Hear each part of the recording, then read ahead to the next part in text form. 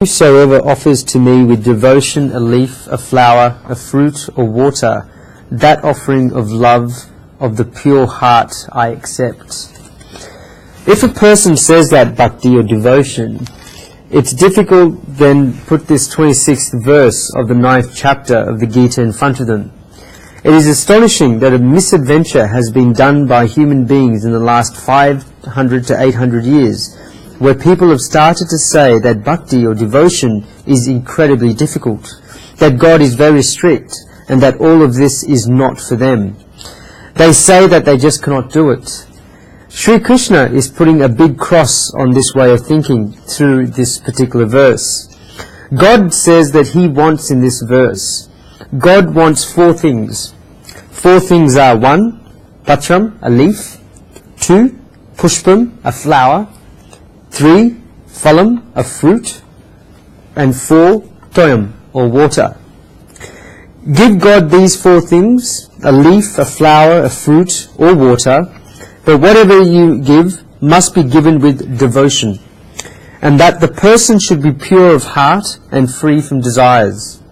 Shri Krishna uses the word ashnami, and the literal translation of this is to eat.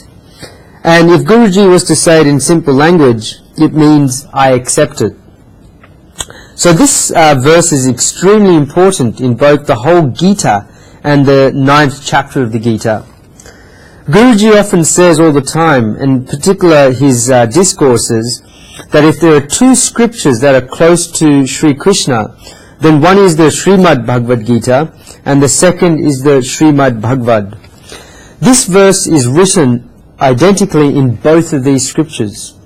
There are very few verses that are repeated in both the Srimad Bhagavad Gita and the Srimad Bhagavad. However, this verse is repeated over and over again in both scriptures. The exact same words of this 26th verse of the 9th chapter of the Gita can be found in the 4th verse of the 81st chapter of the 10th canto in the Srimad Bhagavad. He would not be able to locate it if I say it is in the 4th verse of the 81st chapter, but as soon as I say the name Sudamma, then you will immediately remember it. You all know the story. Shri Krishna said this verse while accepting a bag of flat rice from Sudamma. What other identification should be given to this verse? Because this bag of flat rice from Sudamma is so famous, and this person had nothing at all. The verse starts off by saying, his wife found flat rice from whatever direction she could gather them, and put them in a sack of cloth. Sudama's wife told Sudama to give the bag of flat rice to Shri Krishna. While giving the flat rice bag to Sudama, he embarrassed Shri Krishna, because he thought he was going to give stuff out of gold, and Sudama was only giving him flat rice as a present. This is because whenever you give a present to someone, then you should give it while looking at the status of the person, and you should give it according to that status. Otherwise, it will look stupid. You should give it according to that position that the recipient has. Now, Sudama felt embarrassed and said that he had not bought anything. Shri Krishna snatched the bag of flat rice from Sudama's hands, and while untying the knot on the bag, saints say that Shri Krishna was not untying the knot on the bag, but was untying the knots of bondages from Sudama's previous births. While accepting that bag of flat rice, Shri Krishna said this very same verse, patram, pushpam, phalam, toyam. So a leaf, a flower, a fruit, and water. Does the Lord have any need for objects? This verse can also have another meaning. Ramachandraji gives one of his commentary where the first words he uses are sarva sulabham, accept everything. And then he says patram, a leaf; pushpam, a flower; phalam, a fruit; or toyam, water. Devotion is very straightforward, but people have limited this verse a lot. Everyone thought that all God needs was a leaf, a flower, a fruit, or water. Therefore, people placed leaves in front of God and sold leaves. It is very true that Shri Krishna likes tulsi, or basil leaves. Ganeshji likes durva grass, and Shivji likes Bilipatra leaves. Piles of these leaves are formed. You should definitely offer these, and Guruji is saying that you shouldn't. Sorry, Guruji is not saying that you shouldn't. But bhakti or devotion does not finish there. Bhakti or devotion is not just making these piles of leaves. Shri Krishna says in this verse that these must be given to him with devotion and love. Guruji finds it strange that Srimad Adi Shankarji has not written in detail about this verse. He should have written in detail, but he hasn't. Srimad Adi Shankarji was so advanced in the field of devotion. Ramanchandraji has written a very beautiful commentary about this verse. He says that true devotion is love of such an exalted kind for the Supreme Soul that the devotee cannot sustain himself without making such an offering to the Lord. This is love. If a devotee does not spend some time of his day with God, then that devotee cannot last. This is the state where one reaches when one has love. Not only that, but there is another thing that the devotee does not want anything apart from to serve the Supreme Soul. Such a devotee does not want anything in exchange for giving this service. This devotee does not think about the favors that God will do if he performs his service for God. This devotee does not think about what will happen to him if he offers 108 leaves or offers basil leaves. This devotee just does not want anything, and yet the devotee gives to God. Just offering to God is the wealth of the devotee. This is the name of prachati, love. Whatever the devotee may be giving, be it a patram, a pushpam, phalam, or toyam. So whether it be giving a leaf, a flower, a fruit, or water, it is being given with love and devotion. Shri Krishna also uses the word prayatama, which is pure of heart. Srimad Adi Shankarji says that the prayatama means a pure-minded person. Therefore, a leaf, a flower, a fruit, or water should be offered to God with a pure mind. What is a pure mind? This is a mind without expectations. When expectations come into the mind, then the mind begins to get polluted. The mind should be without expectations. Ramanchandraji says that this action of giving should be from the heart, rendered pure with singleness of purpose, of considering offering as an end in itself. You should not want to get anything in exchange for giving it.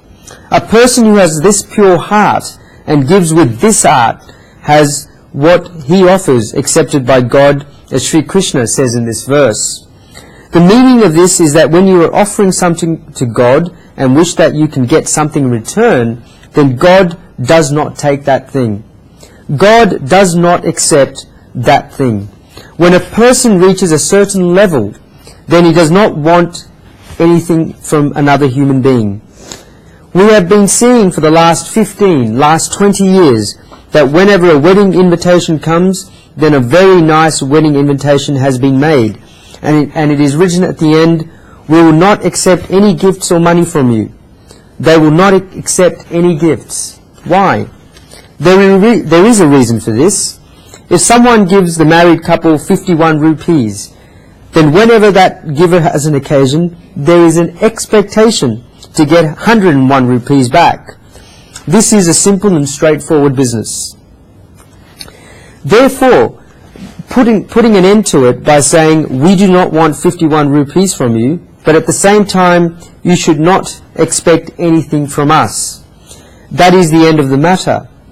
It is only when one gets 51 rupees from another person that the other person has an expectation of getting 101 rupees back. But these people do not want it at all, and therefore all these expectations stop.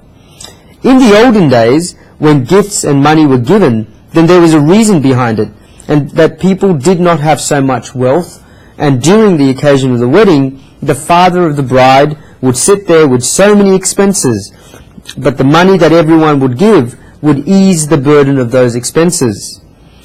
These were his savings because he had been giving money to everyone else since childhood, and this was an investment that when he had an event himself, then everyone else would give him his money back, and the burden of paying expenses would ease. This was the reason behind this old tradition. Our scriptures contain thoughts relating to this, but now the times have changed. This is no longer necessary. Do we now need these gifts of 21 rupees or 51 rupees to make these events go ahead? There is no longer any need for this. Therefore, these people write on wedding invitations that they would not accept any monies or gifts. This is the end of the matter. Even an ordinary person can reach that level where he can say that he does not want anything. God will then say that if you come to me and rate a coconut worth 5 rupees, but then this person comes back in the next few months or the next year and tells God that he cannot find the 5 million rupees in his bank account. Do you think God will tell him, do you really think that I would give you 5 million rupees in exchange for a coconut worth 5 rupees? Rather than that, should I not sit here with 5 million rupees and break 1 million coconuts? Pick up this coconut from here because I do not want it.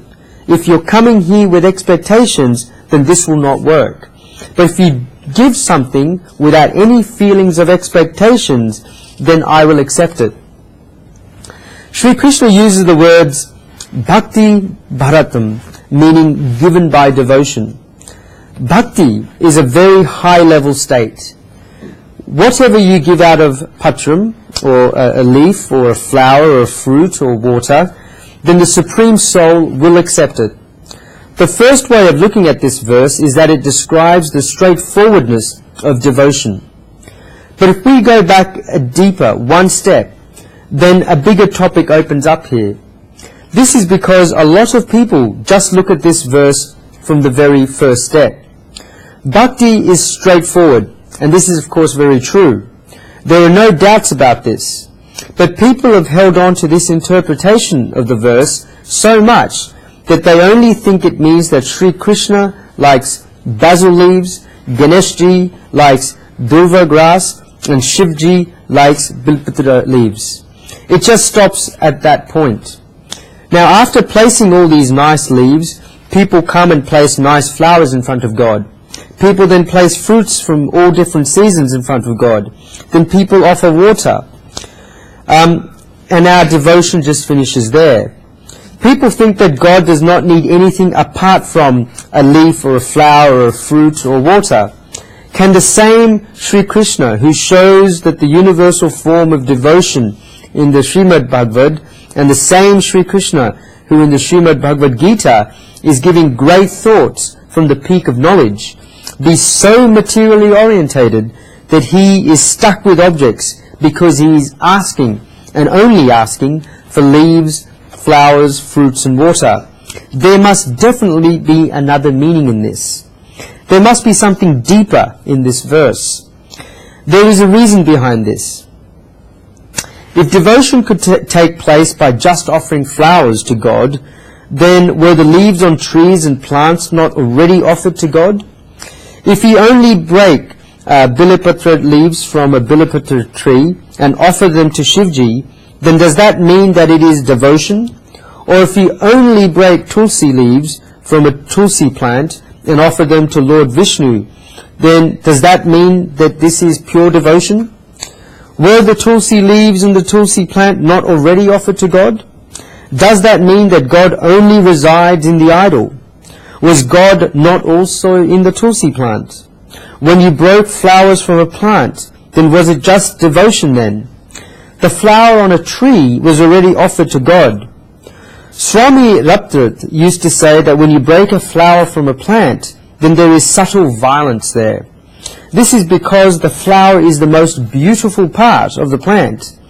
If there is a young child and the eyes of the child are very beautiful, then one sees the child and thinks that the eyes of the child are so nice that it would be too nice to snatch the eyes. Then what would this look like? If one says that they will snatch eyes, then it sounds really bad. But the same thing applies to plants. There is as much violence there too. The flower is such a beautiful part of the plant. Please do not misinterpret Guruji as he is saying that you should not offer flowers to God. People asked Swami Ramtrut that he was saying this, but they had such a strong wish to offer flowers to God because it would look so nice if these flowers were placed next to God. The Swami replied that if someone has a wish to offer flowers to God, then place the whole pot with the plant in front of God. What Guruji means to say is that the Supreme Soul cannot be this materially orientated. Was the flower on the plant not already offered to God? It was already offered to God. This verse has a much deeper meaning to it. You should certainly offer leaves to God, and there is no doubt about this. And you should certainly offer flowers to God, and again, there's no doubt about this. Patra has two meanings, the first being leaf, and the second being letter.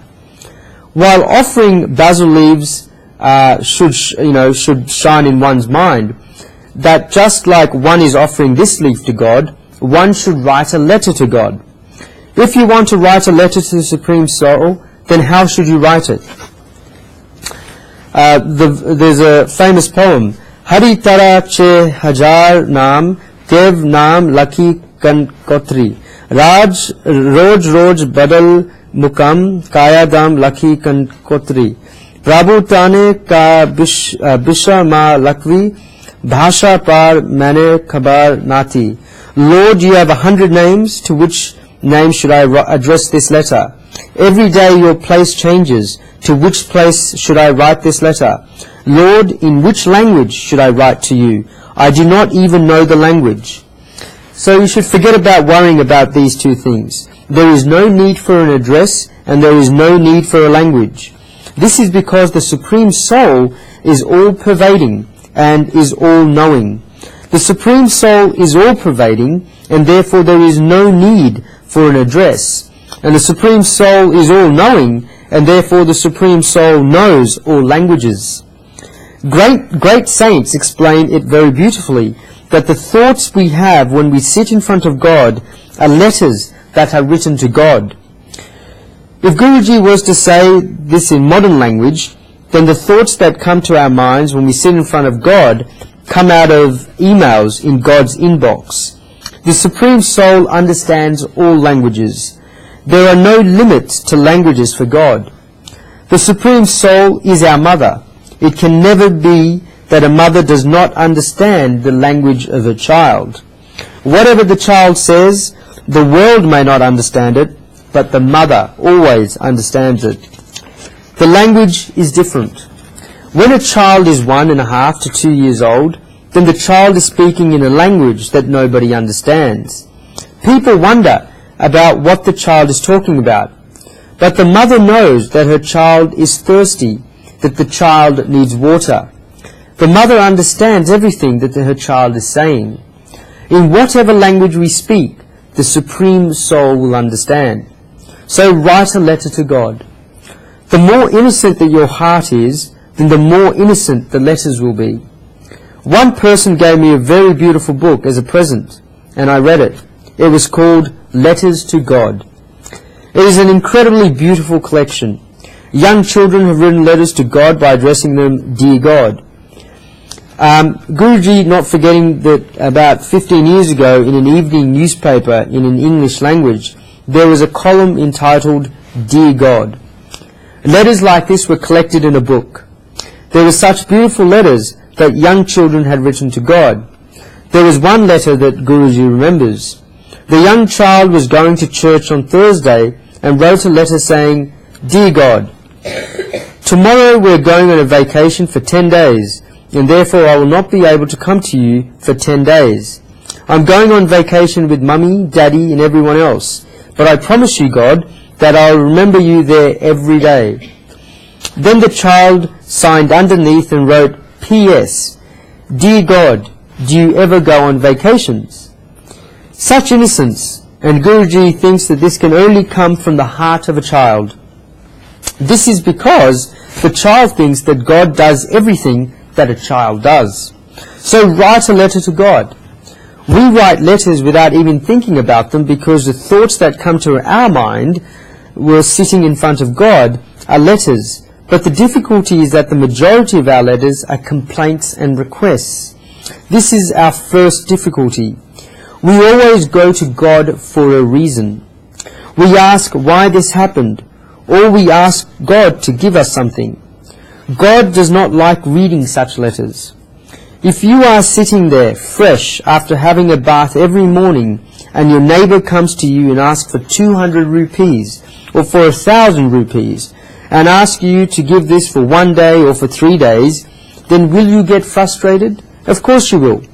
You would think that you have a bath every day and get fresh, yet this person keeps coming to you to ask for things. When the person comes on the 5th day, and as soon as the doorbell rings, then you realize he has come and to tell you that you're going to make an excuse and tell them that you're not at home. In reality, you are so happy, but you do not know your happiness. You are more than happy than God because God does not have the ability to complain and ability to ask for things. God wakes up early in the morning, every morning. When does God sleep? And the priest has done nice ordinations. He has bathed God. He has given God nice clothes. God has been made fresh in the morning. And the line of beggars begins. People start asking, God, please give us this. And God, please give us that. God must get so frustrated with this. And God never gets a holiday. So does God ever tell the priest not to open the door because he does not want to see any of his people? Guruji often thinks that we call God all-powerful, but God has no freedom. If God has a wish, then the door can remain closed. But God always lets the door open, because God has a deep wish that no matter if 1,000 beggars come, out of them there must be one person who comes in front of him and will tell him, Lord, I have not come here to ask for anything. In fact, I have come here to meet you. Can we not be like this for 1 day? We can go in front of God in the morning and make the decision that we do not want to ask for anything. We ask God how God is and tell God, good morning. We tell God that we have come to meet Him. At that time, experience the happiness that there is in the heart when we do not ask for anything. Experiment yourself tomorrow morning by going to the temple and tell God that you are going to ask anything from Him and that you've just come to meet Him. Such a nice flower with this, such a nice offering such as that will open up in your heart at that time. This is because there is a tension in asking, because one wonders whether one will get what one wishes or not. When we go and ask for something from a common person, then we have to do so much planning about how we will go to that person. How will we make that request? How will they react to what they say or to what we say? People that ask for things are under so much stress. But these people have nothing to ask, and it is sitting there in order to meet God. In such a case, the whole intimacy is a different thing altogether. As soon as one stops asking for things to God, then a new page is turned in one's relationship with God. A new intimacy arises. This is because what happens when one asks for things is that one thinks that he is cleverer than God. Does God not know that we want that thing? This is implying that we think that God does not know what we want, a nice thing, and that is why we tell God what we want. We think that we are cleverer than God. Secondly, it is an insult to God when one asks for something. It is a disregard for the feelings of God. When a son goes to ask something from his mother or his father, for example, if the son asks his mum why she has not cooked food for him, then this means that the son has disregarded the love and feelings of his mum. This is the rejection of the feelings of the mother. It is possible that the mother may be giving the son food to eat at midday every day, and today the mother has not served a plate of food until 2 p.m. The son should have it arising in his mind about why his mother has not yet given him food. The son should go back and ask his mother whether her health is well. Only then can the son be counted as having feelings. But if the son goes and asks his mother for food every day at midday, and why she has not given him food on time today, then this means that until now the plates that the mother has been serving have been forgotten. If we were not getting something and not going to stand in front of God to tell God that we are not getting that thing, then this means that we have forgotten everything else that God has given us in life, and that we have forgotten this quality of God. People forget that they have been given what they have been given and keep worrying about what they have not been given. The Lord knows what we do not have. The truth is that the son should understand that his mother knows and that he is in the house and that she will call him to eat eventually. One should have complete faith. Stop asking for things from God. The first stage is where we write letters of complaint or letters of demand from God, but after that another level arises where we stop asking for things in letters and that we just come to meet God. Even above this level, in terms of writing letters, is the level of writing letters giving statements or statements of actions. When a person performs satkarma or a good deed in her life, then she should begin telling the Supreme Soul about these. While you sit in front of God for 10 or 15 minutes every morning, then tell God that idol is not just something made of stone or clay or wood. It is the Supreme Soul made himself in small form that you should be able to talk to him. Tell him, Lord, in the last 24 hours I have done this work for you, and I have done it without expectations. It is because I've done it for you that I'm telling it only to you, and I do not find it necessary to tell anyone else. Of course, when the time comes, when the world will know that there is no doubt about this. But I'm not going to bang the drum to tell, the whole world that I've done this brilliant thing. Lord, I have done it for you, and that is why I will tell it only to you. If you talk to the Supreme Soul for just 10 or 15 minutes every day, like this, then you will feel as if you have accumulated wealth today. But you can only say this when in the last 24 hours you have done something which you are able to sit in front of God and tell God about. Only then will you be able to say it. If you find that your feet feel heavy when sitting in front of God, and you have no reason to sit in front of God because you have done nothing worth talking about to God, then how can you cheat God? It is only when you have done something good that it is worth talking about can you really sit down and tell it to God.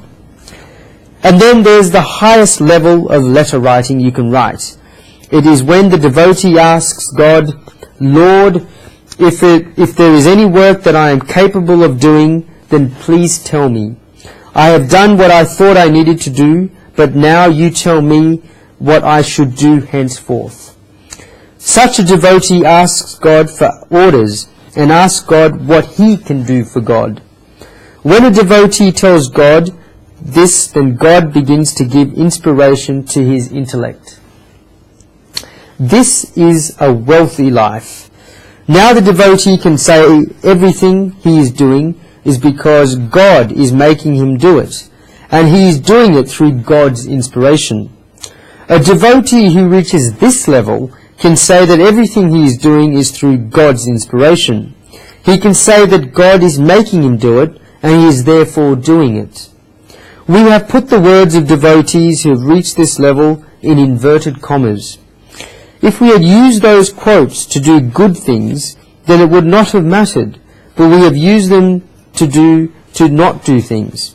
If you go and tell someone to perform satkarma and they say, let me wait until God gives me inspiration, do you have to wait until God gives you inspiration? God will give you inspiration according to your qualifications. If you do not do any good deeds, then does that mean that God is not giving you inspiration? God is giving everyone inspiration. Even a leaf cannot move without God's inspiration. This is 100% true, but human beings have used this as an excuse. People use this when they do not want to do any work. They say, if God would have wished it, then it would have happened. You ask someone when they want to come to study the Gita. They say, let us wait until God gives us inspiration. God has not told us yet to go and read the Gita. If one will go to and only go to read the Gita if God tells them to, then this means that at that moment God is telling them not to go and read the Gita. Why would God ever tell us not to ever read the Gita? It is the highest level when the devotee asks God to tell him that he should do what he should do. For example, when a child is studying in a hostel or anywhere else, then the child writes letters, and the words in these letters are quite sweet. Guruji often says that science has made a lot of progress. All the means of communication that have come have led to some difficulty, that this sweetness of letters has gone away. 25 or 30 years ago, the fun that was there in writing letters and feelings that came out of letter writing have now gone away. Now, if we wish to tell someone that we love them, we just pick up the phone to our relatives somewhere on the other side of the world and just start talking when we are connected to them. The feelings have really gone away. In the olden days, when two lovers would write to each other letters when they were engaged, and for instance, the boy may have been in Mumbai and the girl may have been in some local village, the girl knew that the boy lived in Mumbai and that she was engaged to him.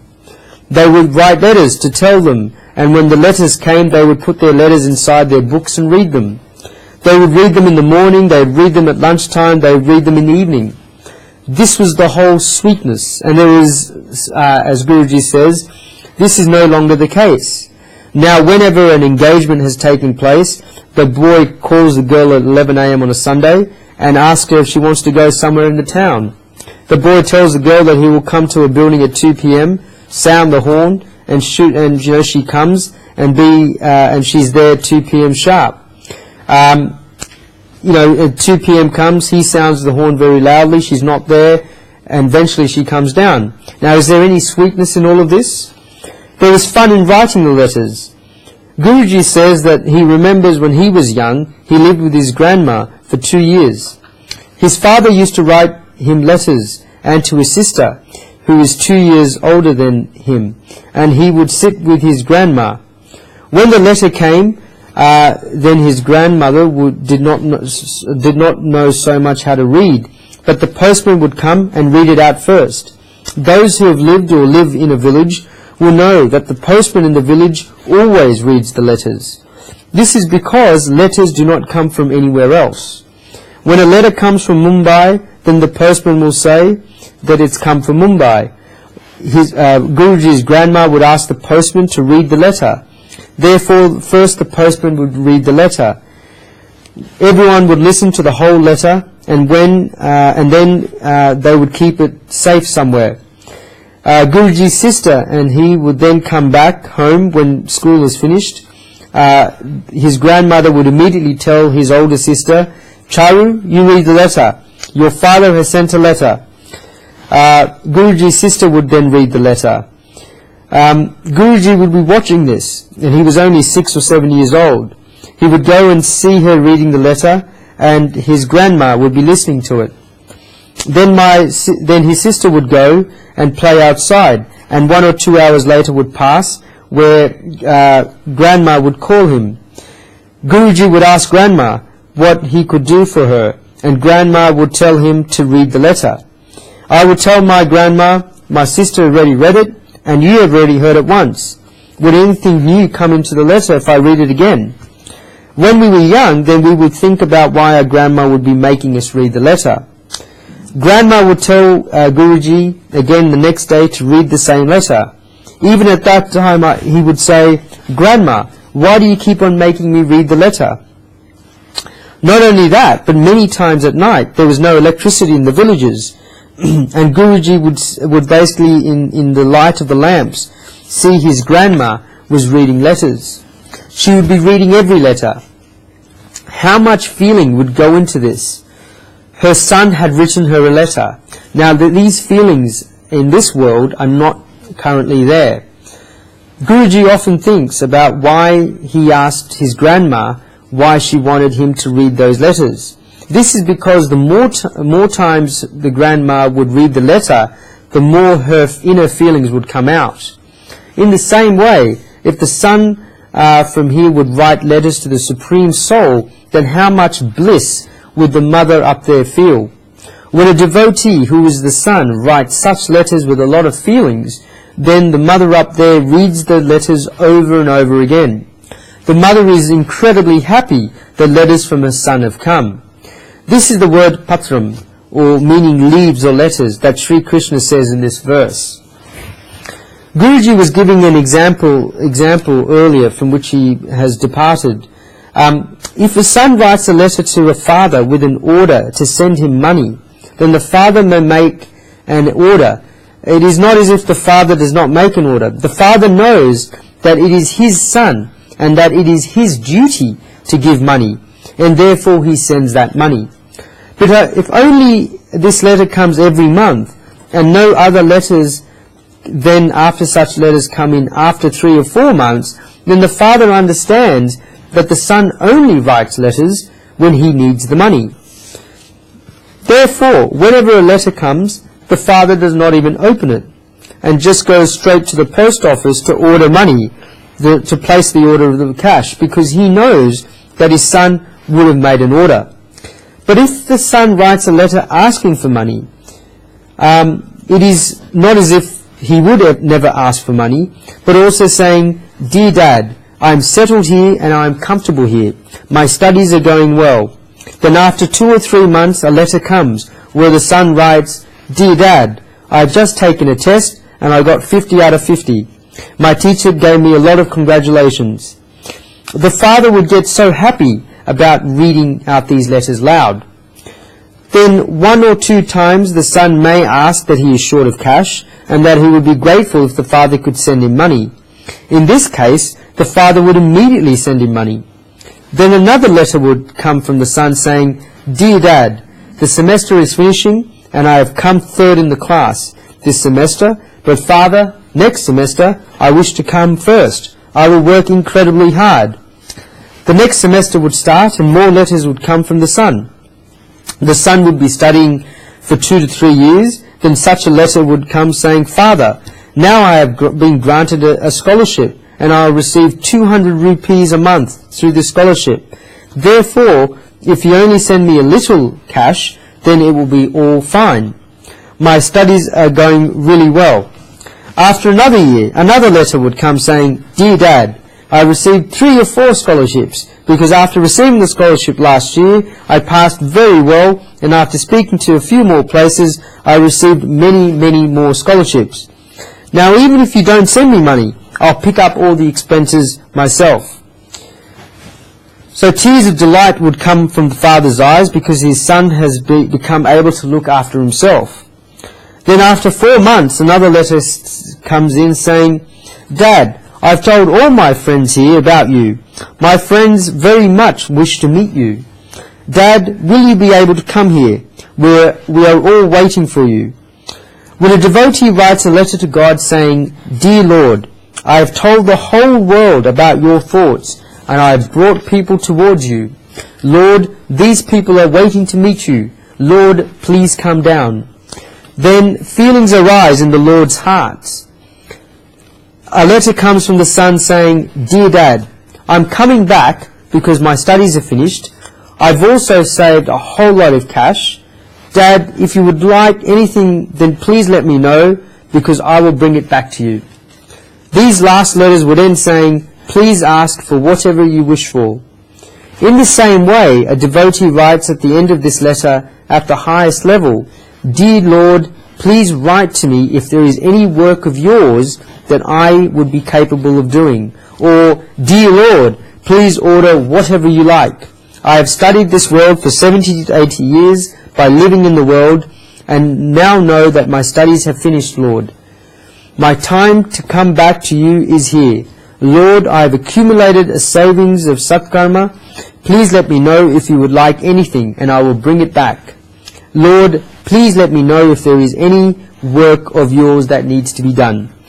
The devotee starts choking. At that time you feel as if tears of delight are coming out of Hari's eyes. You should write such letters. This is the word patram. Shri Krishna also uses the word pushpam. This literally means flower, which we have to properly offer to God. But pushpa also means the flower of life. Whenever a flower is offered to God, it should always be a fresh flower.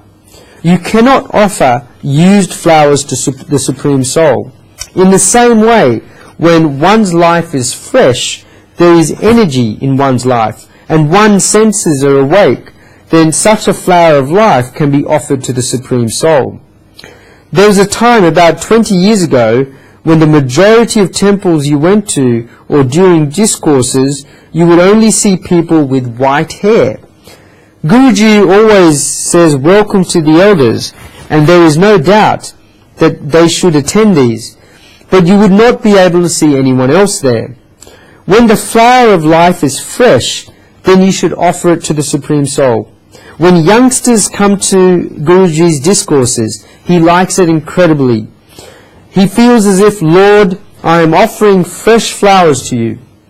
When a person reaches a certain age, then they eventually always bow down to God, because they have done so many things in life that they have no choice but to bow down, and that is why they bow down. But when a person who has freshness comes to God, then the Supreme Soul gets bliss, because fresh and new flowers are being offered to the Supreme Soul. This is pushpam. Shri Krishna then says phalam, which means fruit in the literal sense, but the deeper meaning is the fruit of action, which should always be offered to the Supreme Soul. The Supreme Soul is waiting for you. By the fruits of action, Guruji means that the fruits of satkarma. It is the main message of the Gita that one should perform karma yoga without desires. A person should perform satkarma every day and offer the fruits of satkarma to God, saying that one does not want these fruits. This is called offering the fruits to the Supreme Soul. Shri Krishna then says jal, which literally means water, but the deeper meaning is the water of life, or the juice for life. One should have this juice for life. It is only when a fruit is juicy that you can offer it to God. When you offer a coconut, can you really offer a dry coconut to God? No. You can only offer a green coconut that has lots of juice inside it. As an example that Guruji likes very much, in many places people break coconuts and spray the juice that comes out onto God. Leave the dirty things that come out to the side. If we try to see it metaphysically, then the juice you have in fruits of life should be sprayed on God. If life is boring and life is getting dry, then you go to God, then God does not enjoy this, because after seeing a frustrated face, even God feels like that. But when those who bring juice, bring bliss, bring celebration in life, go in front of God, then it is the same for God as it is for us when we get happiness from meeting a content and a happy person in life. When we see a smiley face, then we also smile. When we get happy from that person's vibrations. But if we go and sit with a depressed person, then we also get depressed. It is the same with God. God does not get depressed, but God does not like it. When a depressed face comes in front of God, then God does not like it. A person should have a happy face when they go in and sit in front of God. If Guruji was to say in simple language that if you have love for someone, then when you go and meet them, for example, when a person goes to meet their fiancée on Sunday evening, then they put on their nicest dress and their best hairstyle. They make preparations for 2 days to meet their fiancé or loved one on a Sunday evening. If you make so much efforts to meet human being in flesh and bones, and we wish to put our best foot forward, then why is there no preparation in meeting the husband of the world? Should people go to God frustrated, tired, and thirsty? Even if you have frustration in life, then leave it to the side, because you do not want it to go to the Supreme Soul with those frustrations. This is what wives used to do in the olden days. They may be even doing it now. And Guruji does not mean to say they're not doing it now. But especially in the olden days, they would do this. When the husband would come back from the shop, office or farm, then the wife would freshen herself up. Not only that, but if a letter has come, then it is only after the husband has eaten that the wife shows him a letter that has come. This is because most wives in the olden days were literate and would not know how to read. They would therefore give these letters in the hands of their husbands, because if there is something wrong in those letters, then their husbands' meals will be ruined. So if a telegram has come, then the wives would especially give this letter. At the time I saw, Guruji saw these women living in the villages like this. This is because if a telegram has come, it would be incredibly urgent, and the majority of telegrams that came during that time said that somebody was not going to be able to make it into that village. That is why when the husband had come back from the shop or the farm or the office, then the woman would only give it to him after he'd eaten his meal. The reason for this is because she cannot let him she cannot let him read until he has eaten. She would look happy to her husband, and she would look after her husband. In the same way, do we not have as much love towards the husband of the world, that we just show him a sad face? Even if there has been an argument with the neighbours, then the wife would not tell her husband. No matter how hurt the wife is, and leave the neighbours aside, if a sister-in-law has hurt her, then the wife does not tell the husband. This is because the wife knows that her husband loves her very, very much. If she tells her husband what his sister has told her, then the husband will get hurt from this, and therefore she has no reason to tell her husband. In the same way, we are living in the family of the world, and if somebody tells us something that hurts us, then why should you bother God with these small pleasures and pains, and tell God about what somebody did? Why should we do that in front of God, who has an incredible amount of bliss? Not complaining is a true characteristic of love. You should tell God that you will not complain. You should go to God with a happy face. This is jal, which means the water or juice of life. God says that one who gives him these type of things, then God accepts these things. God is waiting for such letters, fresh flowers of life, the fruits of actions, and juices and celebrations of life. Until God does not get these, then God is hungry. This is because God says that he only eats these things. This is the food of God. If God does not get these things today, then God will remain hungry. It is in our hands to heal the hunger of God. At a minimum, we should make our lives like this, that we can go out to God and say that we will at least reduce his hunger a little. We will think about this further after reading what Shri Krishna says in the next verse. Shri Krishna says he accepts the karma offered to him through bhakti, and therefore tells Arjun that Arjun should also do this. Shri Krishna gives Arjun this inspiration in the next verse. This answers the question of what the Supreme Soul wants, because devotion to him is very simple and straightforward, and he has described this in the 26th verse of this chapter. In the 27th verse of this chapter, Shri Krishna gives a very direct message, and we'll go on to that now.